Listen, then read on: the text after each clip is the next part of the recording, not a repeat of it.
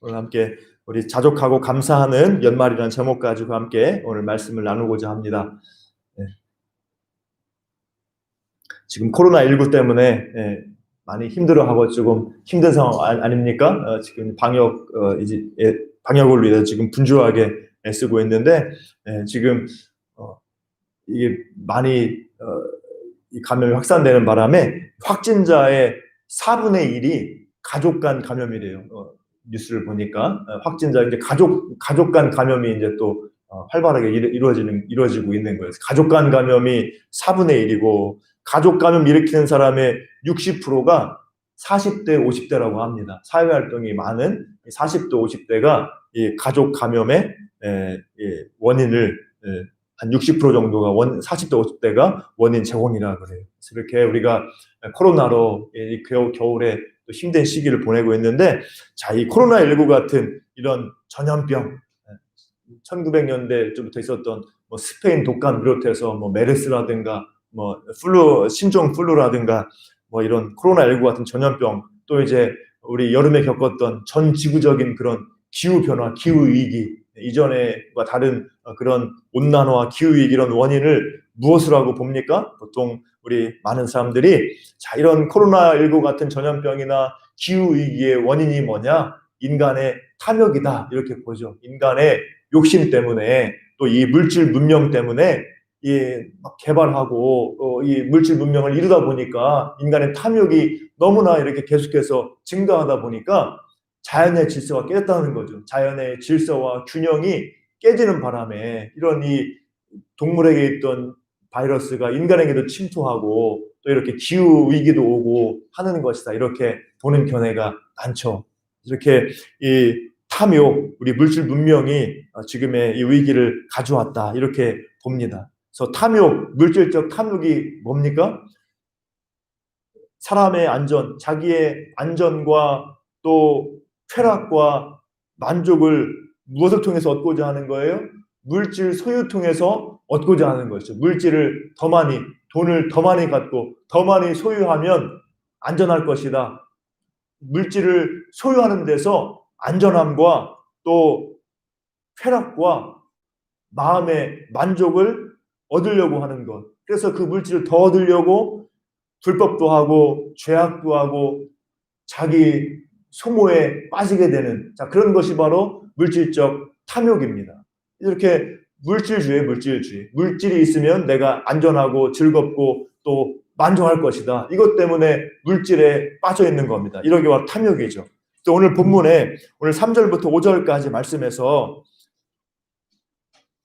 거짓 교사들의 특징이 나오죠. 거짓 교사들의 그런 모습이 나옵니다. 거짓 교사는 누구예요? 오늘 3절 말씀 보면은 바른 말, 예수 그리스도의 말씀, 이게 그 바른 말이에요. 바른 말, 이 바른 가르침은 예수 그리스도의 말씀이 바른 말입니다. 그런데 거짓 교사는 이 바른 말, 예수 그리스도의 말씀과 경건에 관한 교훈을 따르지 아니한다고 그러죠. 이 거짓 교사들이 바로 예수 그리스도의 말씀과 경건에 관한 교훈을 따르지 않고 다른 교훈을 가르치는 게 거짓 교사들이에요. 그런데 그 거짓 교사의 특징 중에 하나가 뭐냐면은 바로 탐욕이라는 거예요. 탐욕. 거짓 교사들의 특징이 쭉 4절 5절 나오는데, 교만하고 또 분쟁을 좋아하는데, 또 그 중에 하나가 뭐냐면은 탐욕이에요. 탐욕. 5절 보면은 경건을 이익의 방도로 생각한다, 이렇게 나오죠. 경건을 이익의 방도로 생각한다. 이렇게 이 종교 행위, 자기가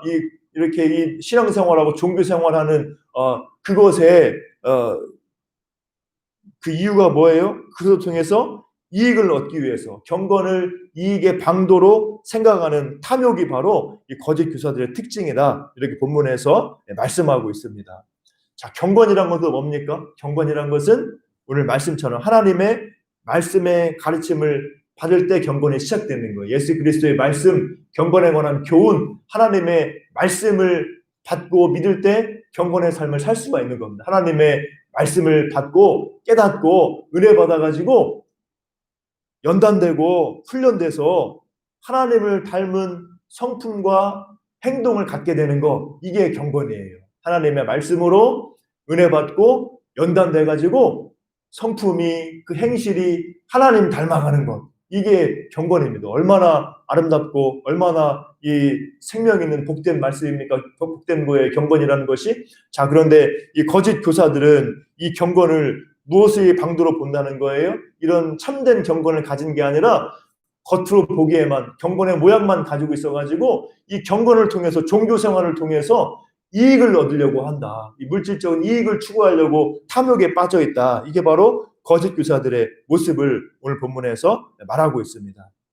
자, 그래서 이 거짓 교사의 모습은 또한 회개치 않고 하나님 말씀을 거부하고 불순종하는 모든 현대인들의 모습도 바로 이 모습이에요. 교만하고 분쟁하고 탐욕에 빠져 있는 이런 모습, 하나님의 말씀을 거부하는 불순종하는 현대인들의 모습이 또한 이런 모습이라고 할 수 있습니다. 오늘 말씀 9절부터 10절 보면은 부하려 하는 자들이 나오죠. 부하려 하는 자들, 시험과 올무와 여러 가지 어리석고 해로운 욕심에 떨어진다. 파멸에 빠지게 된다. 그리고 돈을 사랑함이 일만하게 뿌리가 돼서 이것을 탐내는 자들이 미혹을 받아 믿음에서 떠나 많은 근심으로써 자기를 찔렀도다. 이렇게 말씀하고 있죠. 이렇게 이 하나님의 말씀을 따르지 않고 불순종하고 회개치 않고 탐욕에 빠져 있는 돈을 사랑하는 이런 사람의 모습은 어떠하다는 겁니까? 믿음에서 떠나고 또 파멸로 가는 것이고 많은 근심으로 결국 자기를 찌르게 되는 그런 고통 가운데 있다는 겁니다. 그래서 돈 자체가 잘못된 건 아니죠. 돈은 하나님이 주신 겁니다. 돈도 필요한 거예요. 그런데 잘못된 게 문제는 뭐예요? 돈을 사랑하는 게 문제라는 거예요. 돈을 사랑하는 것, 돈에 빠져 있는 것, 물질적 탐욕에 빠져 있는 것, 돈을 사랑함이 죄악이고 문제라는 겁니다. 그래서 그런 탐욕이 바로 사람을 멸망길로 가게 한다는 것이죠.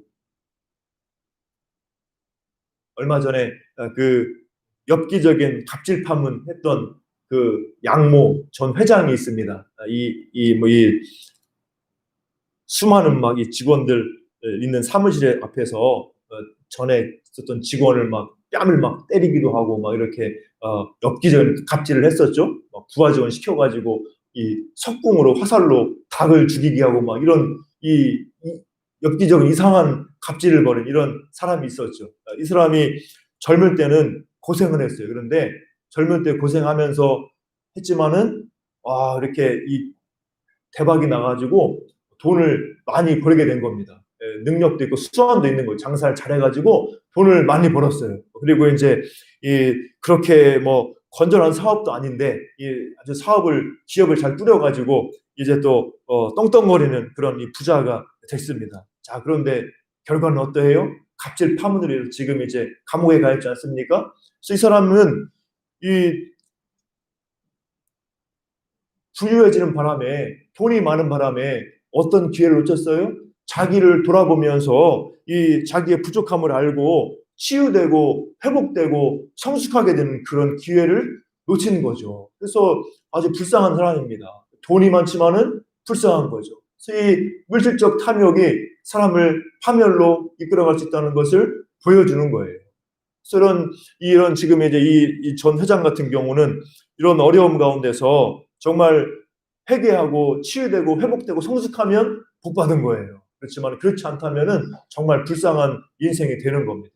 이렇게 우리가 이 내적인 성숙이 없이 이런 물질적인 탐욕에 빠져서 멸망과 파멸로 간다면은 이것이 바로 불행한 인생이라는 거예요.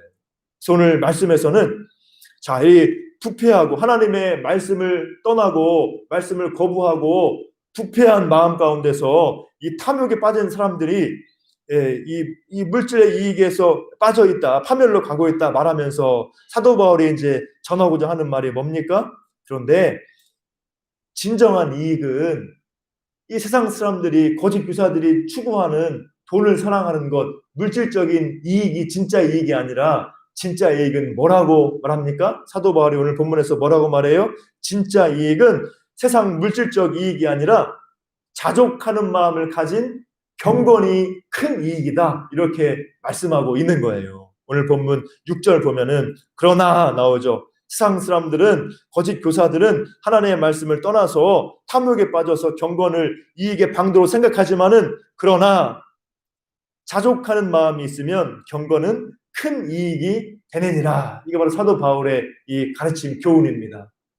자족하는 마음이 있으면, 자족하는 마음을 가진 경건, 이 자체가 큰 이익이라는 거예요. 세상 이익, 물질적 이익과 비교도 안 되는 큰 이익이 뭐냐? 만족하는, 자족하는 마음을 가지고 있는 경건, 자족하는 마음을 가지고 주님 바라보고 주님 닮아가는 삶을 살아가는 것, 이게 바로 진짜 큰 이익이라는 거예요. 이번 6절 말씀이죠.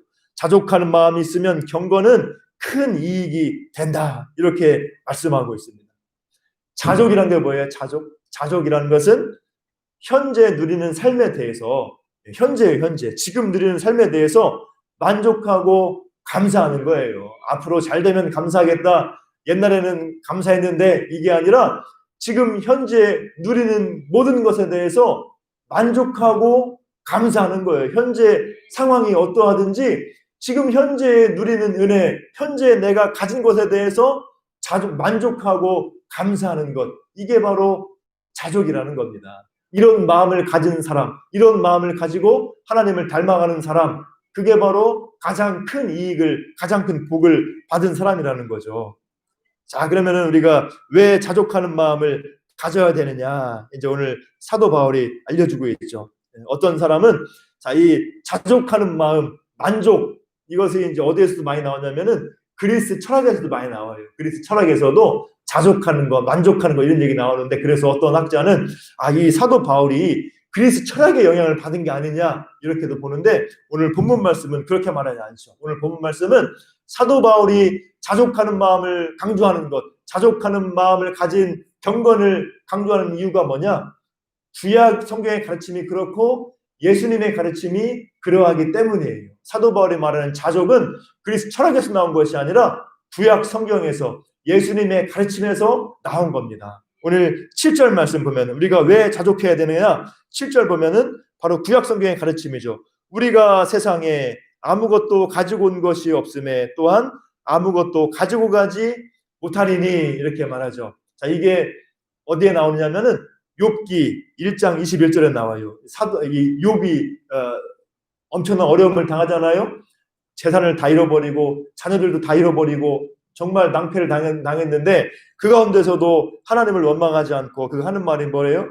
내가 모태에서 알몸으로 나왔사온즉 또한 알몸이 그리로 돌아가올지라.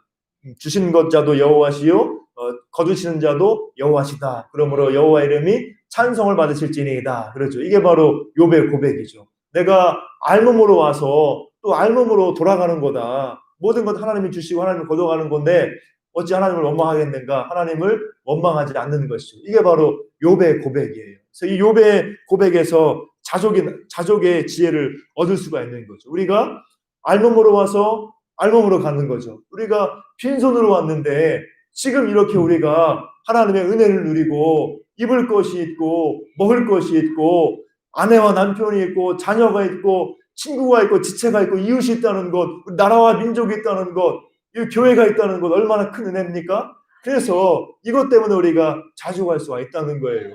빈손으로 왔는데 지금 얼마나 많이 가지고 있어요. 그렇기 때문에 자족할 수가 있다는 겁니다. 이게 바로 사도 바울이 구약 성경에서 토대로 말하는 자족할 수 있는 이유예요. 자, 또 하나 8절 보면 이제 예수님의 가르침이죠. 8절 같이 읽습니다. 6장 8절 같이 읽습니다. 우리가 먹을 것과 입을 것이 있은즉 족한 줄로 알 것이니라. 아멘. 자, 예수님의 가르침, 예수님이 산상수훈 마태복음 6장에서 어떤 말씀을 하십니까? 자, 하늘에 나는 공중에 새를 봐라. 심지도 않고 거두지도 않고 창고에 모아들이지도 않는데 누가 먹이신다는 거예요? 누가 기르신다는 거예요? 아버지께서, 하나님 아버지께서 기르시지 않느냐.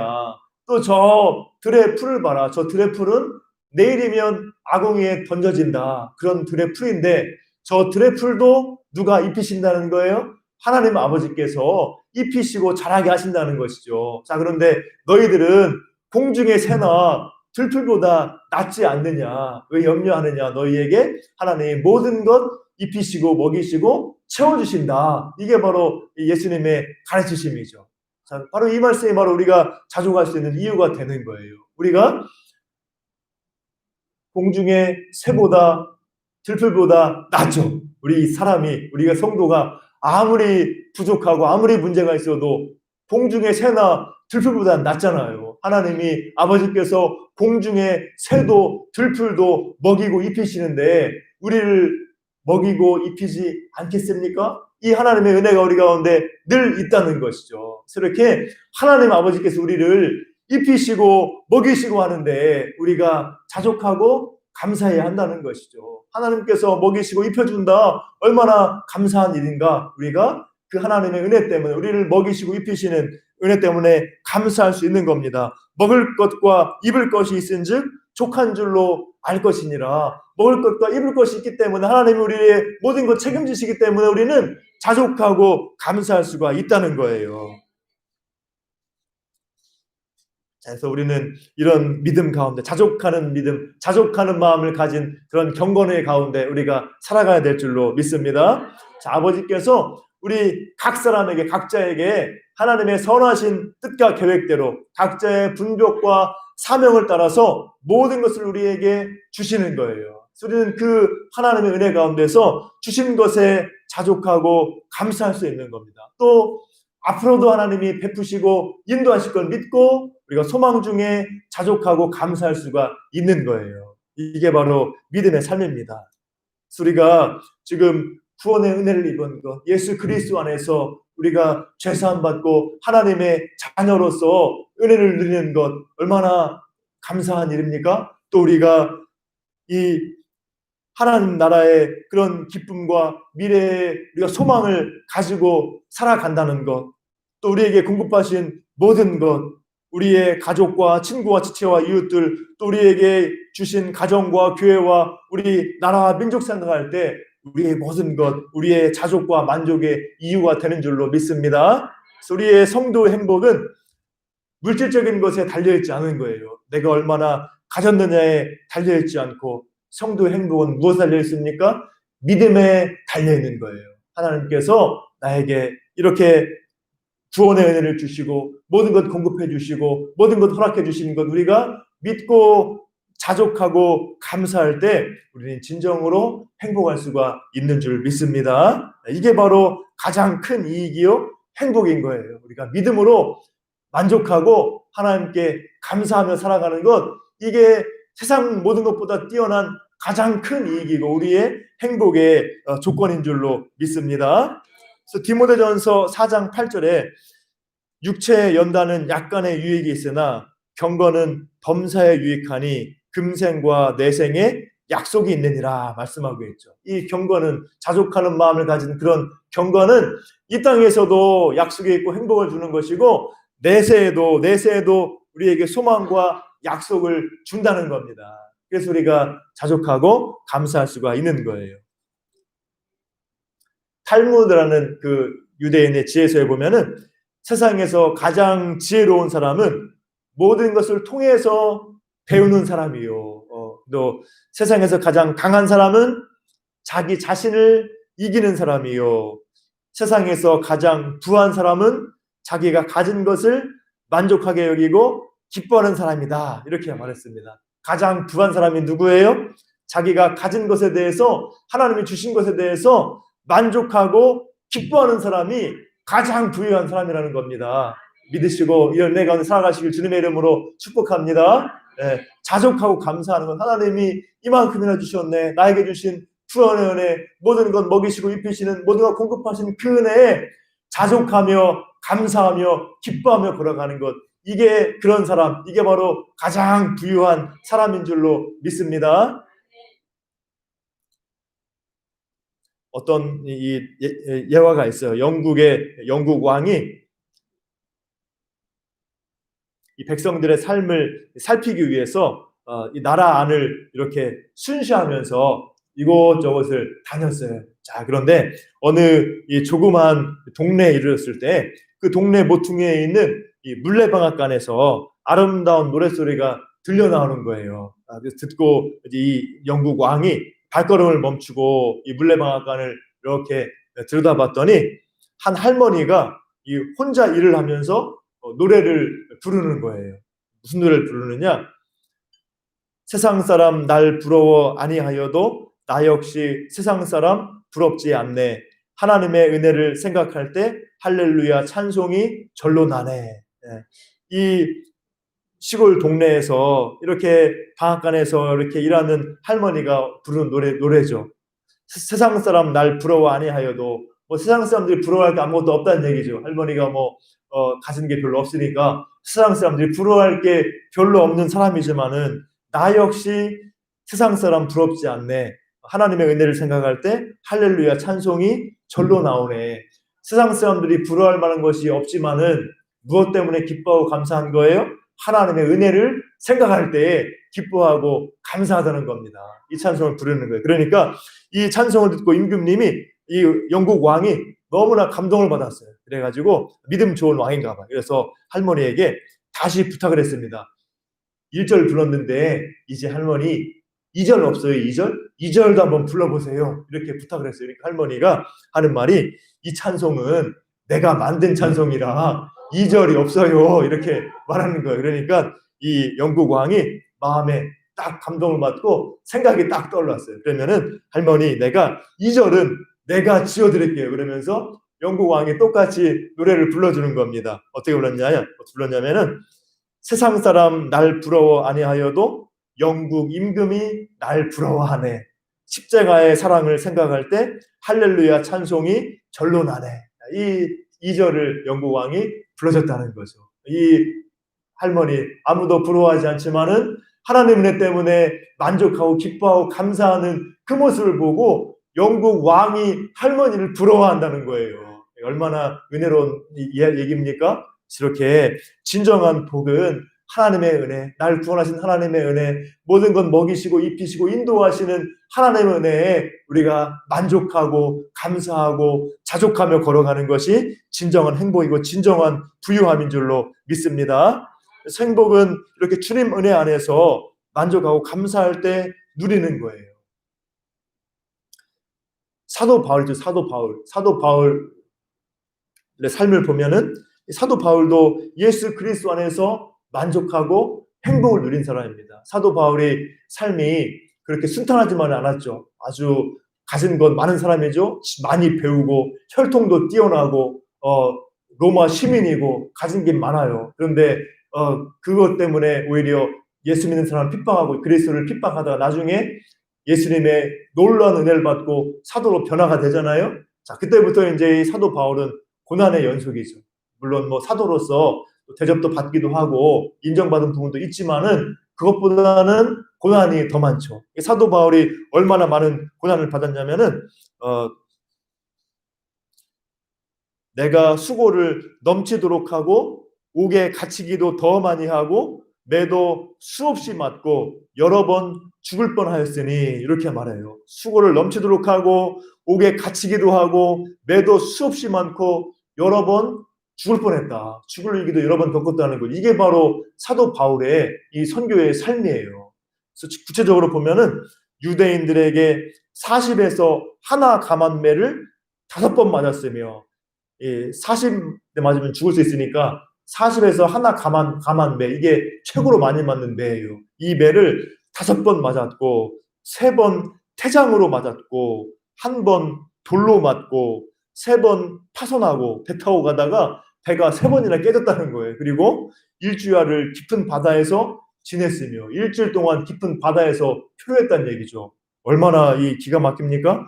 여러 번 여행하면서 강의 위험과 강도의 위험과 동족의 위험과 이방인의 위험과 시내의 위험과 광야의 위험과 바다의 위험과 거짓 형제 중에 위험을 당하고 수고하며 애쓰고 여러 번 자지 못하고 줄이며 목마르고 여러 번 굶고 춥고 헐벗었노라.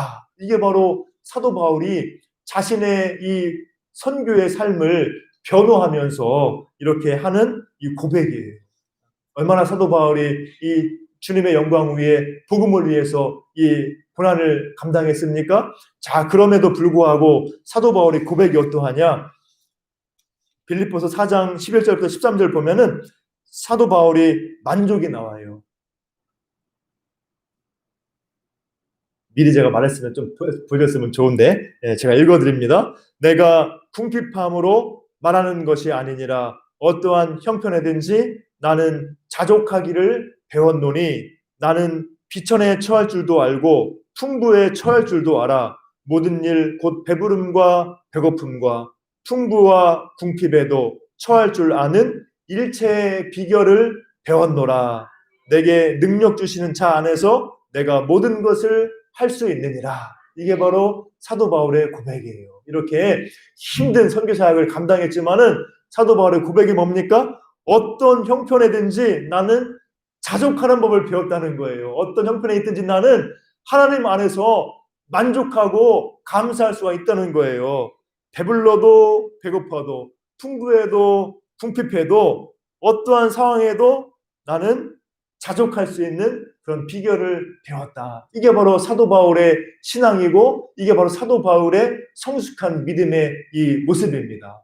우리들도 이런 이 믿음의 모습, 이런 사도 바울의 이 자족하는 마음을 우리가 닮아가야 될 줄로 믿습니다. 우리가 주님 은혜를 기억할 때 예수 그리스도의 구원의 은혜, 우리를 먹이시고 입히시고 인도하시는 하나님의 은혜를 기억할 때 우리가 모든 것에 우리가 만족하며 자족하며 걸어갈 수가 있는 거예요. 이미 나에게 주신 하나님의 은혜만으로도 내가 가진 것만으로도 우리가 만족하며 자족하며 감사하며 걸어갈 수가 있는 줄로 믿습니다.